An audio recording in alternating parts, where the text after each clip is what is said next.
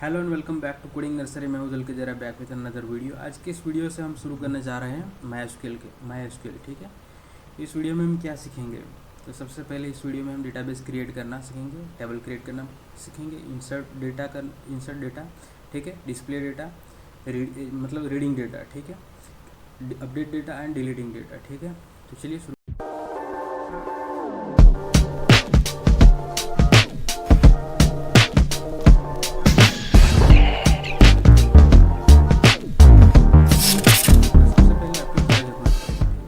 सबसे पहले आपको ज़रूरत पड़ेगी माई एसक्यूएल को शुरू करने के लिए वैम्प या जैम। ठीक है, मेरे पीसी में अभी वैम्प इंस्टॉल है तो मैं चालू कर लेता हूँ। ठीक है, अब वैम्प और जैम को डाउनलोड करके इंस्टॉल कर सकते हैं। ठीक है, लिंक मैं अपने डिस्क्रिप्शन में दे दूँगा। ठीक है, वैम्प का। तो सबसे पहले मैंने वैम्प चालू कर लिया है। अपने कोई भी ब्राउज़र ओपन कर लीजिए, यहाँ पे लोकल होस्ट खोल लीजिए। ठीक है, लोकल होस्ट में आपको PHP में एडमिन खोलना है। ठीक है, मेरे पास 5.1 वर्जन है।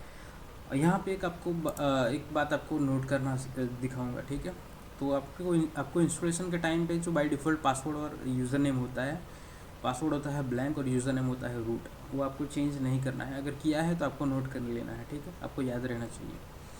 तो यहाँ पे मैं गो करता हूँ और हमारा सर्वर सिलेक्शन करंट सर्वर जो है वो है माई एसक्यूएल। ठीक है, यहाँ पे हमें डेटाबेस क्रिएट करना है, तो इसके लिए हमें यहाँ पे न्यू पे क्लिक करना है। यहाँ पे क्रिएट डेटाबेस लिखा है, यहाँ पे डेटाबेस नेम लिखना है। ठीक है, तो यहाँ पे मैं नाम लिख देता हूँ नर्सरी। ठीक है, NURSERY, आप अपनी पसंद का नाम सेलेक्ट कर सकते हैं। यहाँ पे मैं क्रिएट कर देता हूँ। ठीक है, ओके, यहाँ पे हमारा डेटाबेस आ गया है नर्सरी। ठीक है, यहाँ पे टेबल हमें चाहिए, क्रिएट टेबल। तो टेबल का नाम लिखना है और कितने कॉलम्स चाहिए। तो मैं यहाँ पे 3 कॉलम्स कर देता हूँ और यहाँ पे टेबल का नाम लिख देता हूँ यूज़र्स। गो कर लेता हूँ। यहाँ पे मैं लिख देता हूँ इंट ID। ठीक है, ID इंटीजर रखना है और उसकी लेंथ 20 रखनी है। ठीक है, 20 डिजिट तक लेंथ ही हो सकता है। ठीक है, इतने स्पेस उसको अलोकेट होगा। ठीक है, यहाँ पे मैं लिख देता हूँ नेम और यहाँ पे लिख देता हूँ लास्ट नेम अंडरस्कोर नेम। ठीक है, ये चेंज करके टेक्स्ट कर देता हूँ, ये भी टेक्स्ट कर देता हूँ। इसको ऑटो इंक्रीमेंट कर देता हूँ। ऑटो इंक्रीमेंट का मतलब क्या होता है? ऑटो इंक्रीमेंट नंबर्स को ऑटोमेटिकली इंक्रीमेंट करेगा। ठीक है, ऑटो इंक्रीमेंट करने से प्राइमरी की भी आ जाएगी। प्राइमरी की वो होता है जो नंबर को डुप्लीकेट नहीं होने देता। ठीक है, तो एक ही ID के सेम यूज़र्स नहीं हो सकते। ठीक है, यहाँ पे मैं सेव करता हूँ। तो यहाँ पे हमें स्ट्रक्चर खुल गया है। स्ट्रक्चर में हमारा ID है, उसके पास की दिखाई गई है, एक प्राइमरी की है। ठीक है, प्राइमरी की नेम है और लास्ट नेम। तो प्राइमरी की डुप्लीकेट नहीं हो सकती। ठीक है, यहाँ पे ब्राउज़र में देख लेते हैं। तो हमारा डेटाबेस है, यहाँ पे ID टेबल का डेटाबेस है, नेम और लास्ट नेम। ठीक है, यहाँ पे कोई भी डेटा नहीं है, तो इसको इंसर्ट यहाँ से करते हैं। ठीक है, यहाँ पे लिखना है नंबर 1। और एक बात, हमें यहाँ पे ऑटो इंक्रीमेंट लिया है तो नंबर लिखने की ज़रूरत नहीं है। ठीक है, यहाँ पे मैं मेरा नाम लिख देता हूँ धवल और लास्ट लिख देता हूँ नेम। ठीक है, यहाँ पे गो करना है। 1 रो इंसर्टेड। ठीक है, इंसर्टेड 1 रो ID 1। तो यहाँ पे ID आ गई है 1 ऑटो इंक्रीमेंट के ज़रिए। ठीक है, नेम आ गया है और लास्ट नेम आ गया। फिर से एक डेटा इंसर्ट करते हैं। तो यहाँ पे मैं लिख देता हूँ अमित और यहाँ पे सरनेम लिख देता हूँ पटेल। ठीक है, और फिर से रो एंट्री करा देते हैं। ठीक है, ब्राउज भी कर लेते हैं। तो ऑटो इंक्रीमेंट ID आ गई है 2 और लास्ट नेम पटेल और अमित जो हमने एंट्री करवाई थी वो आ गया है। ठीक है, अब क्या करना है? अगर हमें इसमें अपडेट करना है तो यहाँ पे डबल क्लिक कर लीजिए। ठीक है, तो ऐसे ही अपडेट हो जाएगा। यहाँ पे फॉर एग्जांपल हम पटेल की जगह है यहाँ पे लिख देते हैं गोस्वामी। ठीक है, तो वो भी हो जाएगा। ठीक है, नाम को चेंज करना है तो वो भी कर सकते हैं। नाम को ठीक है, मैं सोनू लिख देता हूँ तो फिर ये भी नाम अपडेट हो जाएगा। ठीक है, तो इजी है यहाँ पे। और यहाँ पे डिलीट करना है तो डिलीट कर सकते हैं। फॉर एग्जांपल मुझे सेकंड रिकॉर्ड डिलीट करना है तो मैं यहाँ पे डिलीट कर दूँगा। ठीक है, फिर से इंसर्ट कराते हैं कि वैल्यू। तो मैं यहाँ पे लिख देता हूँ सोनू, मैं लिख देता हूँ जयसवाल। ठीक है, और नेम की एंट्री कर ली है यहाँ पे। ठीक है, और क्या प्रॉब्लम आई है? यहाँ पे ऑटो इंक्रीमेंट है, यानी यहाँ पे नंबर 2 मिस होगा क्योंकि उन्होंने पहले से क्रिएट कर लिया है ये नंबर। ठीक है, तो यहाँ पे हमने इंसर्ट अपडेट डिलीट क्रिएट और अपडेट भी कर लिया है। ठीक है, तो ये एक मेथड हुई। ये मेथड थी ग्राफिकल यूज़र इंटरफेस की। ठीक है, तो यहाँ पे हमने PHP में एडमिन ओपन करके किया। अब क्या करना है जिसका हमें ज़रूरत पड़ेगी? प्रोग्रामिंग के अंदर, ठीक है। अगर PHP से काम करना है उसके अंदर हमें SQL को यूज़ करना पड़ेगा, ठीक है, क्वेरी फायर करने के लिए। तो हम वो मेथड देखेंगे, ठीक है। तो सबसे पहले क्या करना है, मैंने ब्राउज़र अभी क्लोज़ कर लिया, ठीक है। सबसे पहले हमें क्या करना है, सी खोलना है, ठीक है। उसके अंदर वैम्प 64 बीन के अंदर जाना है और हमारा जो MySQL है उसका जो वर्जन खोलना है और बीन फोल्डर पर यहाँ तक का जो पाथ है वो हमें कॉपी करना है। पाथ क्या है, CVAM64 बीन MySQL 5.7/36, ठीक है, /bin। तो यहाँ तक का पाथ मैंने कॉपी किया है, ठीक है। फिर से हमें बैक जाना है, ठीक है, PC तक। PC को राइट क्लिक करके प्रॉपर्टी खोलनी है, ठीक है। प्रॉपर्टी खोल के एडवांस सिस्टम सेटिंग्स में जाना है और एनवायरनमेंट वेरिएबल्स को सेट करना है, ठीक है। यहाँ पे मैं एनवायरनमेंटल वेरिएबल्स के अंदर पाथ जो है, पाथ को एडिट कर लेता हूँ, ठीक है। उसके अंदर हमें क्या करना है, एक न्यू करना है, ठीक है, न्यू, और यहाँ पे पाथ कॉपी करके पेस्ट करना है। उसके ऊपर देखो मैंने पहले भी कॉपी किया था और एक पाथ ऐड किया था, वो मैं नहीं कर रहा हूँ अभी, ठीक है। आप यहाँ पे एंटर करके ओके कर सकते हो, ठीक है। आप वैम के सिवा जैम भी यूज़ कर सकते हो, लिंक मैं आपको डिस्क्रिप्शन में दे दूँगा, ठीक है, दोनों की। वहाँ से आप वैम जैम डाउनलोड कर सकते हो, ठीक है। चलिए अब हमें क्या करना है, कमांड प्रॉम्प्ट CMD ओपन करना है, ठीक है। तो मैं यहाँ पे ओपन कर लेता हूँ, फुल स्क्रीन कर लेता हूँ, थोड़ी स्क्रीन साइज बढ़ा लेते हैं, ठीक है। चलिए तो हमें क्या करना है, MySQL स्पेस -u और उसके बाद u मतलब यूज़र नेम, ठीक है। उसके बाद यूज़र नेम जो है मैंने आपको दिखाया था पहले ग्राफ जो है उसमें हमारा यूज़र नेम था रूट, ठीक है।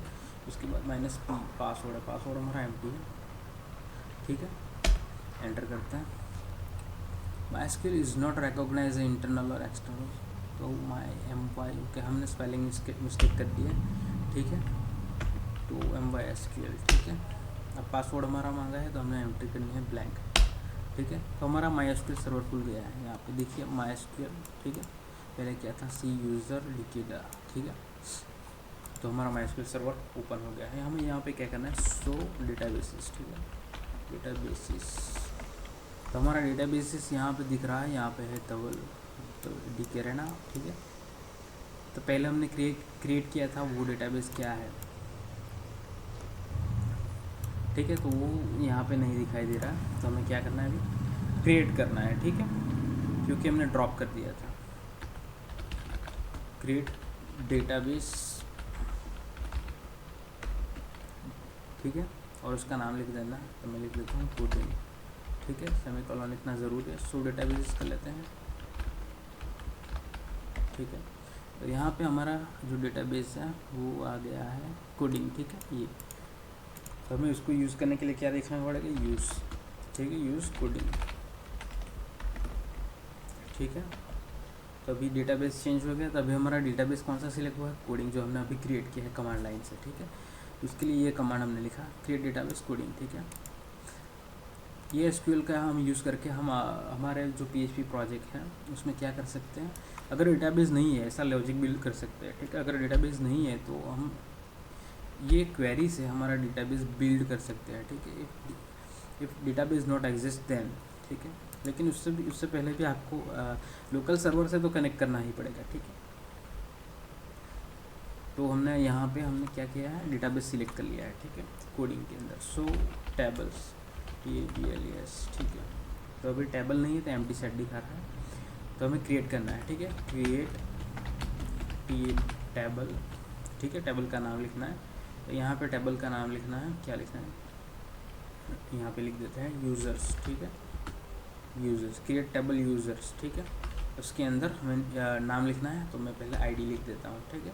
ID क्या है, इंटीजर है, तो इंटीजर, ठीक है। उसकी लेंथ लिखनी है, तो मुझे 20 की लेंथ चाहिए, तो मैंने ब्रैकेट में 20 लिख दिया।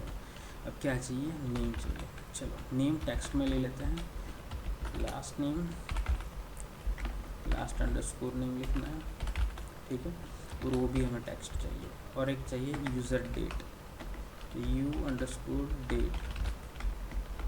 U_date, ठीक है।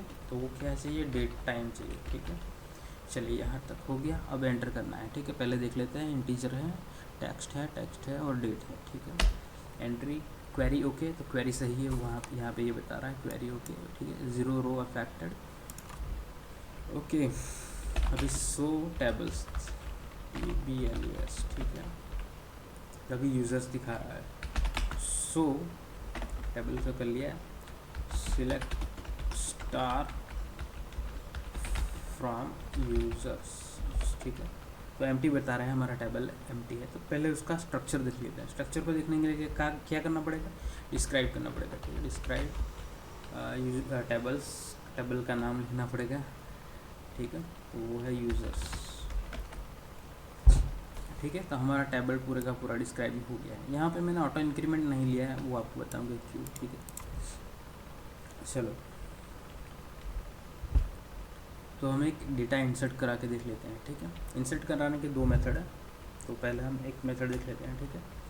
तो इंसर्ट इनटू टेबल नेम, तो यूज़र्स है, ठीक है। इंसर्ट इनटू टेबल नेम यानी यूज़र्स, टेबल का नाम, ठीक है।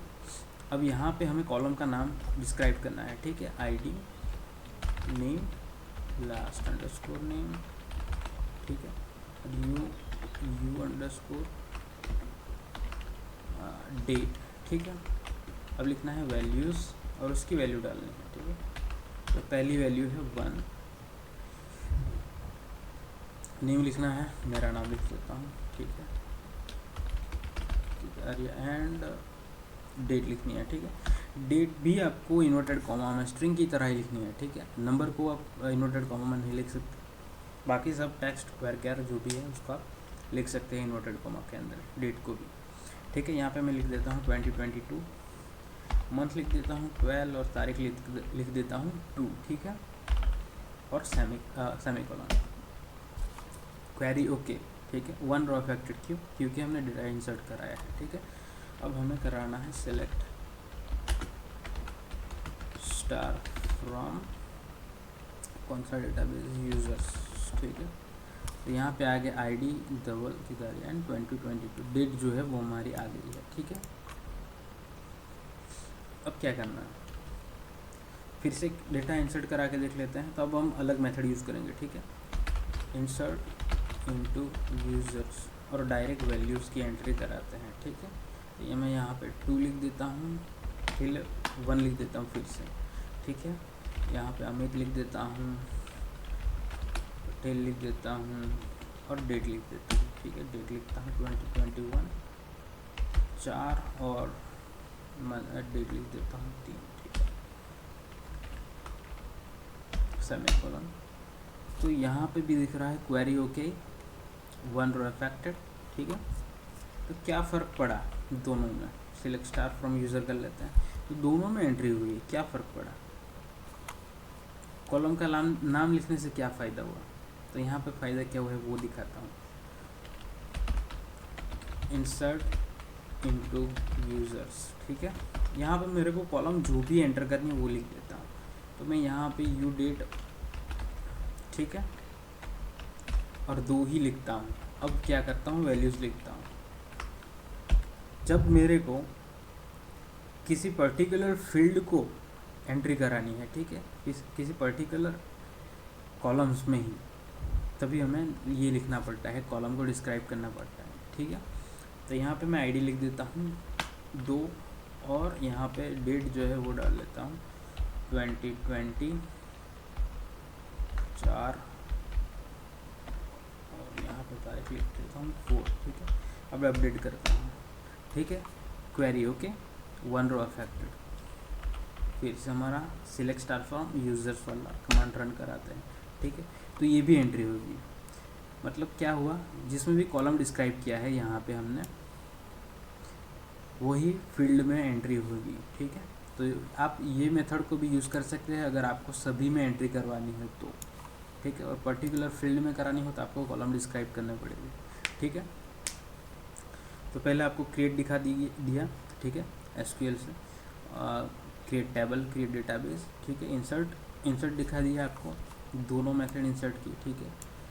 और आपको सिलेक्ट यानी व्यू भी दिखा दिया, ठीक है। सिलेक्ट स्टार से आप व्यू कर सकते हो। और एक चीज़ आपको दिखानी है, वेयर कंडीशन, ठीक है।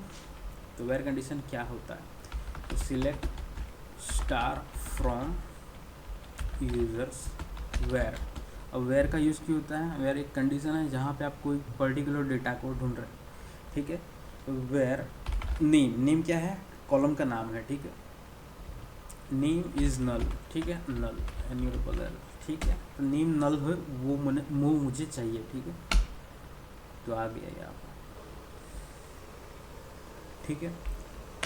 फिर से हम वेयर के ऊपर एक और क्वेरीफायर करते हैं, where name is equal to inverted comma के अंदर स्ट्रिंग पास करेंगे अमित नाम की, ठीक है। तो अमित का जो भी आईडी है, नेम है, लास्ट नेम है और डेट है, सब कुछ मुझे चाहिए, ठीक है। तो अमित नाम के जितने भी हो गए तो वो मेरे पास आ जाएंगे, ठीक है। तो ये हो गया आपका, ठीक है। चलिए, तो ये वेयर कंडीशन आपको दिखा दी, ठीक है। अब क्या करना है, अपडेट करना है, ठीक है। तो अपडेट करने के लिए अपडेट टेबल, ठीक है।